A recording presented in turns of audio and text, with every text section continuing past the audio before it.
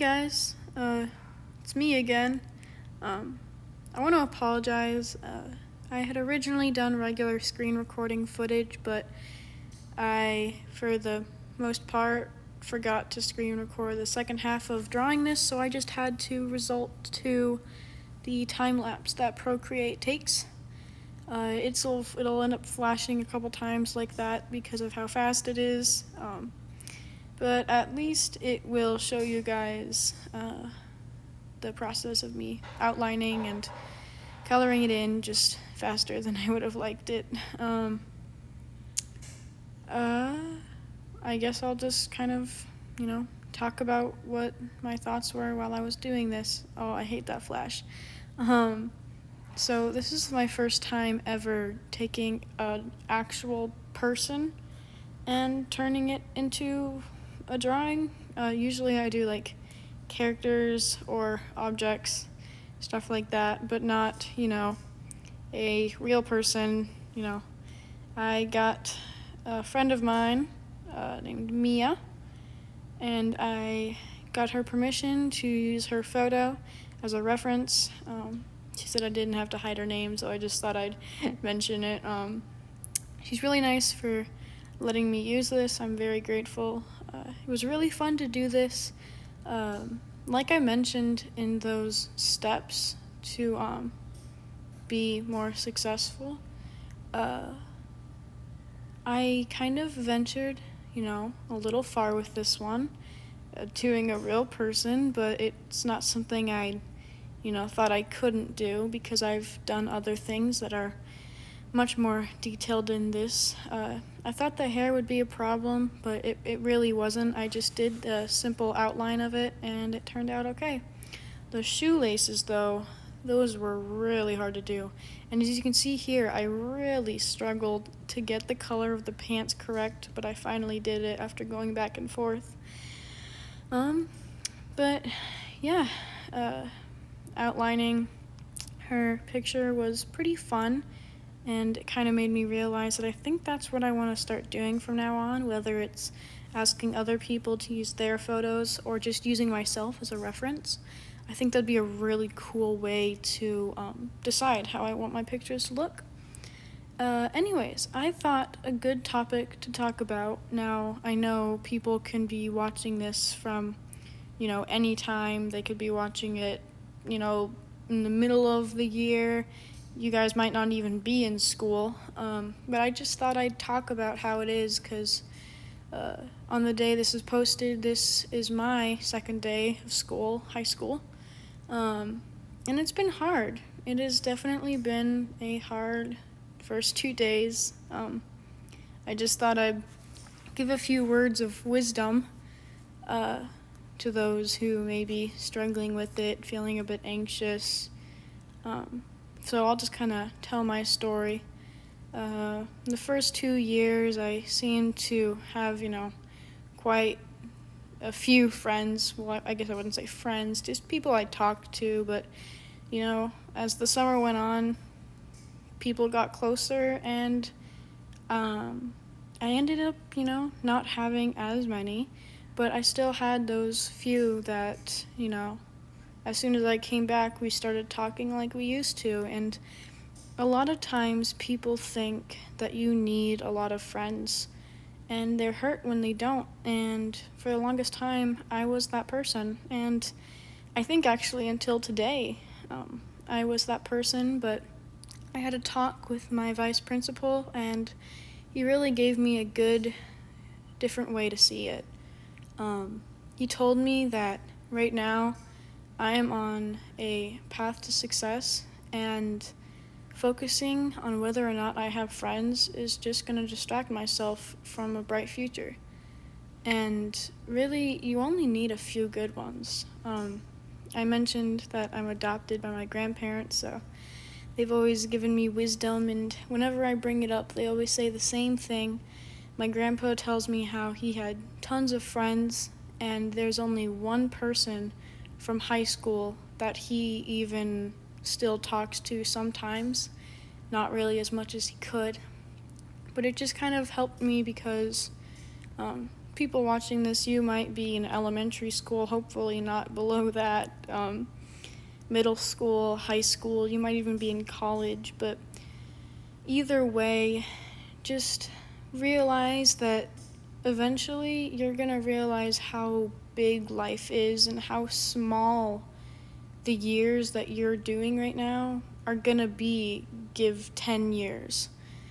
When you're 30, 40 with your own family, possibly raising kids, it's not a needed thing, but when you look back on that, it's not going to seem as big as it does now. And it's hard even for me to wrap my mind around that, but it's the truth. When you look back on these years and all the sadness and all the distress that you caused yourself, worrying about how many friends you have or worrying about what people think of you, you're not even going to know them. And if they're good people, you don't have to worry because they'll see you for you. Anyways, I realized that I could not talk about that the entire time, so I'm just gonna get back to the video. So I did use an actual person for this outline, but the rest of it I just did what I normally do. I have developed a new technique where instead of just using the stucco brush and leaving that texture, I tend to blend it because I really like the effect it gives, because I realized that the texture was a bit too rough for a faraway planet. And about the placing, because the person that I drew was looking up and to the left, I put the planet on the left so that, she's looking up at the planet. And now, yay, you get to watch me struggle for way too long trying to get this right. Eventually I resorted to just drawing a full oval and then just erasing the part that wasn't supposed to show.